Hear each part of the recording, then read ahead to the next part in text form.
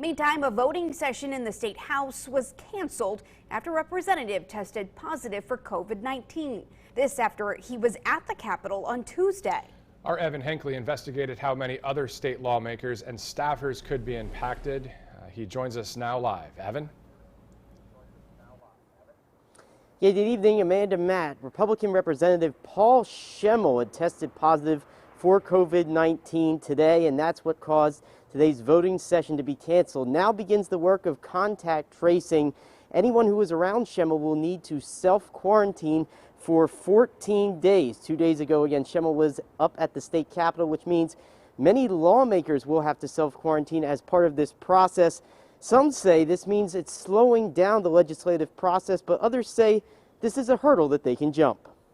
A PA House voting session that was supposed to go a full day Thursday only lasted 8 minutes. It was cut short after Republican Paul Schemmel, representing Franklin County, tested positive for COVID-19. The State House of Pennsylvania can no longer do the people's business because one of my colleagues who refused to wear a mask has now tested positive for COVID-19 and was in this Capitol earlier in the week. Representative Scott Conklin from Center County says this slows up the House on voting on important issues. The State House's next session is scheduled for October 19th. Because of this, business that we must get done before the year's out cannot be done now for another 2 weeks. But House Majority Leader Kerry Benninghoff, also from Center County, disagrees. We have the ability to adapt and we work around it. By us creating the remote voting system, it allows our members to do that. Conklin, though, says if the House had to make an important decision, it couldn't be made properly virtually. So many other things have to be involved in it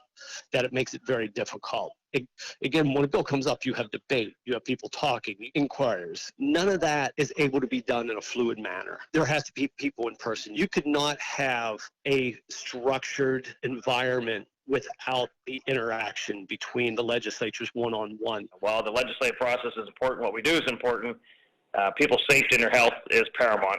And so we took action as part of our protocol. House Democrats continue to push for a rule requiring masks to be worn on the House floor. Right now, State House employees are required to wear masks, but not lawmakers themselves. Rep. Schemmel claims he was wearing masks inside Capitol public spaces, but Conklin says Schemmel, along with most Republicans, had no mask on when on the House floor. Many of my colleagues say as much as 80 to 90% without masks. But Leader Benninghoff disagreed. Most members do that. There are some on both sides of the aisle that may get sloppy once in a while and have them down around their neck after they've taken down to speak. Benninghoff also says that Rep. Schemmel was known to wear a mask. Representative Schemmel, who was here on Tuesday and in a committee meeting, did have a mask on. We then asked Benninghoff if Schemmel wore a mask on the House floor. I don't remember seeing him on the House floor, but I do remember seeing a video of the committee meeting, I believe, and he was wearing it there.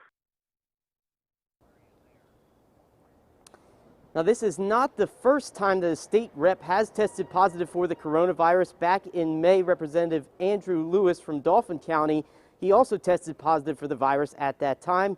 We're told he has since recovered. Reporting live here in Center County, Evan Hinckley, WTAJ News.